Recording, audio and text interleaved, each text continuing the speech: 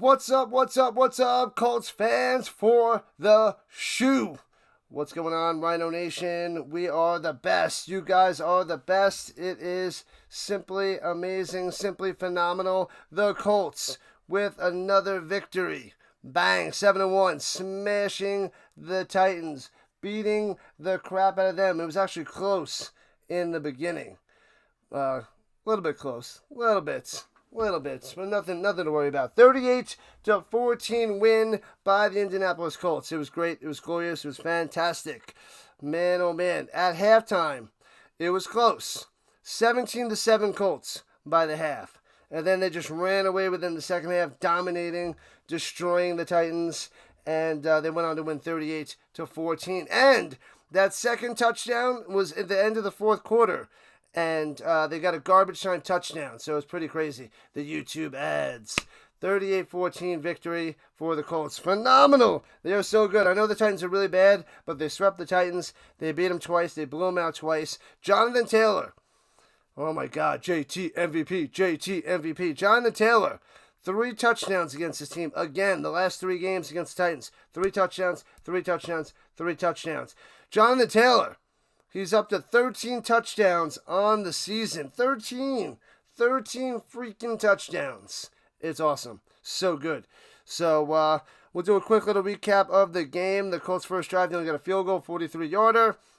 The Titans didn't do much. JT had an 18-yard touchdown run to make it 10-0. Spears had a 41-yard run to get it down to the 1, and then they pounded it in with, they didn't pound it in. It was a 1-yard touchdown pass to Helm. Gunnar Helm to make it 10-7 Colts.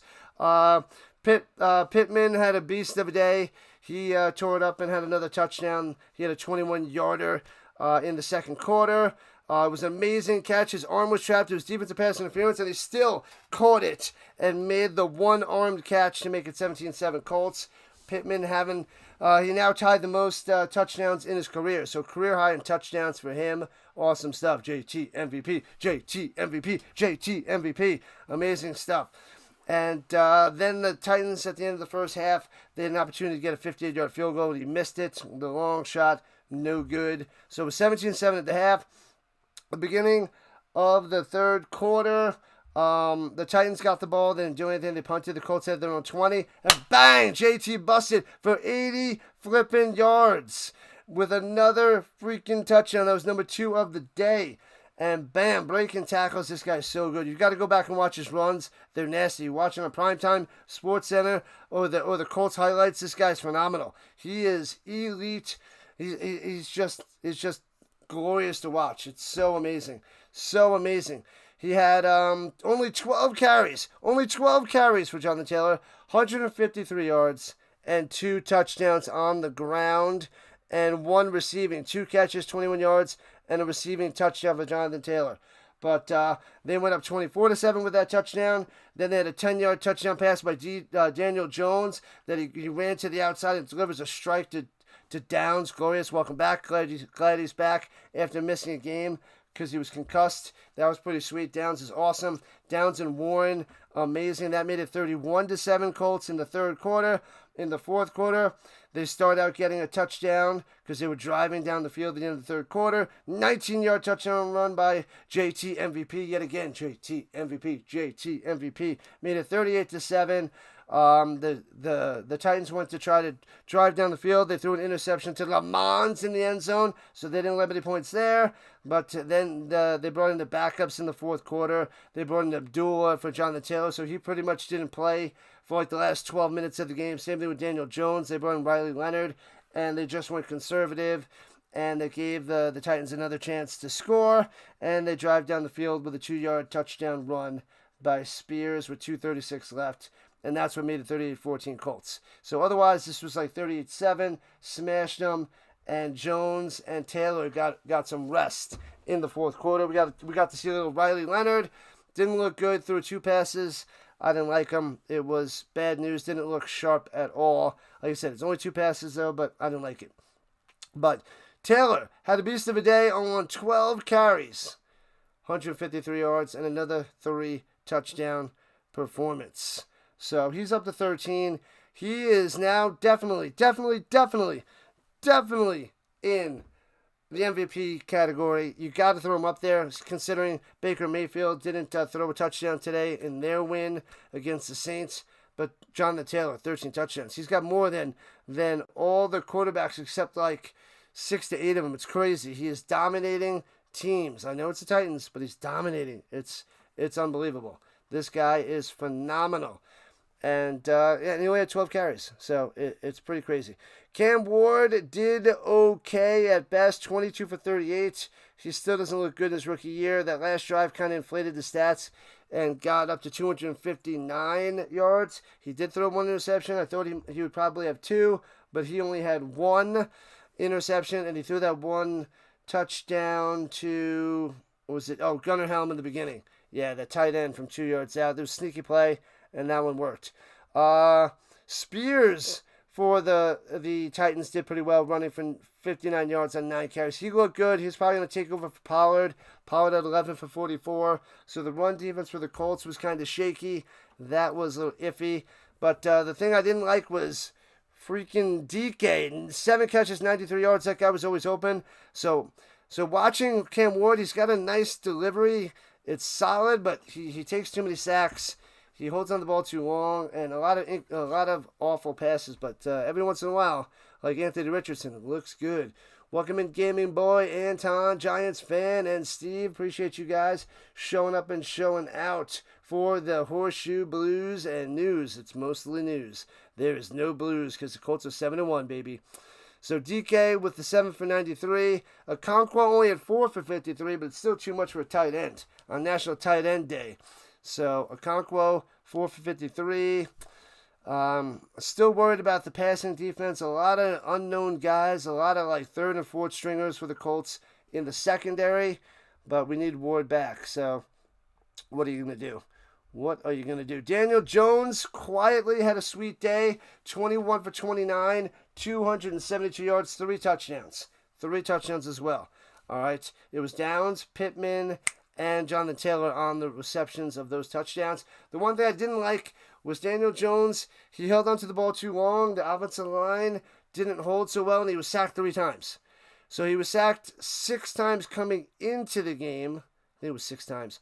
And he got sacked 3 times in this game, so it's up to 9 sacks on the season for Daniel Jones. So held on to the ball a little bit too long at times, but it's okay because Jonathan Taylor tore it up. JT MVP, JT MVP. Daniel Jones also had a nice deep pass to Pierce. That was beautiful. Beautiful, beautiful. But I'm liking Pittman. He had a day. He's the stud of the day. 8 catches, 95 yards, and that touchdown with that arm trap. That was glorious. So Pittman targeted 9 times and caught 8 of them. Glorious, amazing, wonderful, fantastic day for Pittman. If it wasn't for Jonathan Taylor blowing it up, Pittman's right up there with Daniel Jones. These guys are studs. They're playing out of this world, the Colts. Out of this world! Out of this freaking world! The low, I thought Tyler Warren would have more yardage. He only had 4 for 53. Only 4 for 53, no touchdowns. So I rocked my Tyler Warren jersey for this game, but no touchdowns for him. Josh Downs had a touchdown, 3 for 39. Love this guy over the middle. He's dangerous, and he's getting some touchdowns too, so it's nice. Caught all 3 of his targets. Abdullah had 1 for 3 as well. Donai Mitchell was targeted once, no catch. That was in the Riley Leonard time, the Donai Mitchell target and the Drew Ogletree target. So those are nonsense. And Ashton Doolin caught an 8-yard reception where he went backwards, and that was stupid. That was a bozo play there by Doolin. So that was a bust. But it's good to see Lamont with the interception in the end zone. Pratt led in tackles with 8, 3 solo. Kenny Moore had a half a sack. They gave him a half a sack, and they gave Latu that other half a sack. Yes. Adebawore had a sack. Who else got one? Gallimore got in the fun. Buckner up the middle from standing. He came through to get Ward. Hopefully next week when the Colts play the Steelers, they got a lot of pressure up the middle on Aaron Rodgers. That's where they got to get him. What's up, mister? Broke out New Jersey. I did. You missed it. You missed it there, Gamer Boy. I broke out the Tyler Warren jersey. It was awesome. It's awesome. But yeah, so they also in the fourth quarter, they played a lot of backups for the defenders and rested some starters. JT Tuamalo I can't say this guy's name, but he came out there. He got a little bit of an action in the fourth quarter because you might as well rest some players when you can, when you run away with it and you destroy the Titans 38-14. Kick returns were good. There wasn't many penalties. Badgley hit his own. He was 5-5 on extra points. He nailed his field goal. Awesome stuff. 4 punts for Rigoberto Sanchez. So the weakness is not the penalties. The penalties have been cleaned up the last 2 weeks, which is awesome for the Colts. I just don't like the 3 sacks by Daniel Jones. I like the efficiency with 272 yards, 3 touchdowns. He's not turning the ball over. So I think he has 3 interceptions on the season, and 2 were against the Rams right in the beginning on that outside, hanging it up there too long, and towards the end of the game on the outside. So that 1 interception shouldn't happen because the Colts should have been up, but whatever. So Cam Ward looking horrible in his rookie year. Colts dominated. Colts are 7-1, still the best record in the league. They are in the number 1 seed at the moment. Patriots won, Bills won, Broncos won, so they're right behind them. We got to see if the Chiefs win tomorrow against the Commanders. But the Colts sitting pretty. They got the Steelers next week. They just lost to the Packers, just covered that game. They look good in the first half, but Rodgers not looking good. A lot of short stuff. So Anarumo better dice up and play a lot of short coverage over the middle, force Rodgers to throw it deep. The running game wasn't amazing for the Steelers, and the Packers defense clamped down the second half. So I'm not really worried about the Steelers. The only thing I'm worried about is it's in Pittsburgh, just like how it was today against the Packers. But not really worried about Pittsburgh yet. The Colts are 5-0 at home. They just dominate home. So that's why we need to lock up the division, lock up a home game, get the number 1 seed, come to Indianapolis, destroy anybody. We'll destroy anybody. Only team that I'm really worried about is the Bills. The Chiefs are moving up, but they never beat the Colts in regulation, in the regular season, which they play the Chiefs in a few weeks. I think in 4 weeks. Yeah, they play the Chiefs in a month. You just got to worry about the Chiefs in the playoffs. Patty Mahomes is another animal in the playoffs. He's having a great season. Dak Prescott had an awful game today, so he should be dropping.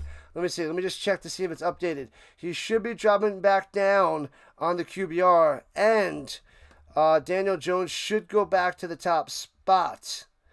So let's see if it's up there. I don't see it.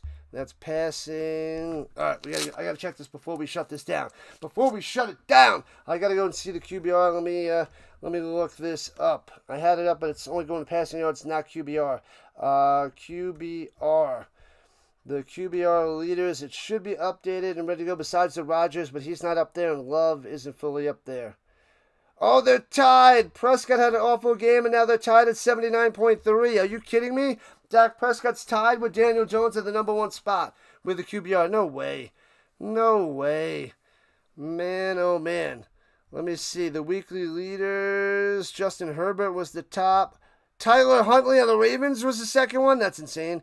Stroud, Bo Nix at 82. Mac Jones at 74. They only gave Daniel Jones a 67.4.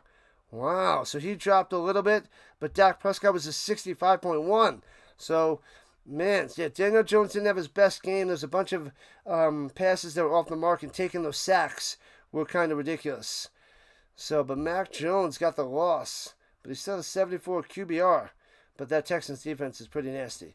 But I'm not worried about the Steelers. Let's go Colts. Tear them up next week. Let's go Pearson. Welcome in, buddy. Welcome in. Colts are rising to the top. This offense is still super efficient and dominating. So I don't see who's going to stop them. This Steelers defense let Love torch them and Tucker Kraft torch them. So let's go Tyler Warren, Daniel Jones, and JT MVP. If he doesn't win MVP, I don't know what else he has to do. But he's almost a lock for Offensive Player of the Year. He's a lock for Offensive Player of the Year as long as he doesn't get injured. If he keeps doing half of what he's doing, he's gonna be, leaps and bounds ahead of everybody else.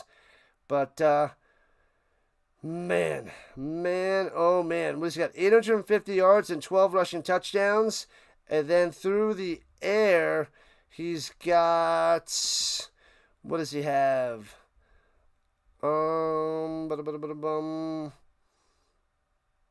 Doesn't say offhand. I'll have to find it later. Doesn't matter. But he's dominating. Domination. So it's 13 total touchdowns. Blowing them up. 206 yards receiving. 206 receiving, 850 on the ground. So 25 receptions for 206, 143 carries for 850, 5.9 a carry.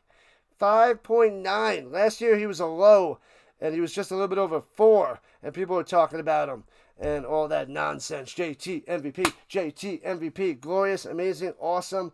Loving it, loving it, loving it. Colts going to the top, still locked in the number 1 seed. They got to take down the Steelers next week, take down the Falcons out there in Germany, I believe, and then we got the real test against the Chiefs. So the Colts may be going 9-1 before they face the Chiefs, and if they go to 10-1, they're going to be slamming home that number 1 seed. So we just got to make sure the Bills find a way to lose the game to get a little. Well, actually, the Bills and Patriots are going to be playing each other. And we got a bunch of games with the Broncos and the Chiefs playing each other. So that should really help the Colts get closer and closer to that number 1 seed, which is amazing. So that should help out the Colts big time. They only have to worry about, like, one of the teams in the AFC AFC East with the Bills and the Patriots, because they're going to be playing each other one more time. And we got to worry about one team out of the West, the Chargers, the Broncos, and the Chiefs. So the Colts beat both of those, and they just got to face the Chiefs. So they got the tiebreaker and a 1-game advantage through 8 weeks. So 7-1, amazing stuff. They have the lane to the number 1 seed. So things are going well, going amazing, rising to the top because of Daniel Jones and JT MVP. Let's go, Rhino Nation, for the shoe. Colts, number 1 seed. Bank on it, baby. Bank on it. Number 1 seed. Taking the division soon. Taking the number 1 seed. It's the number 1 seed right after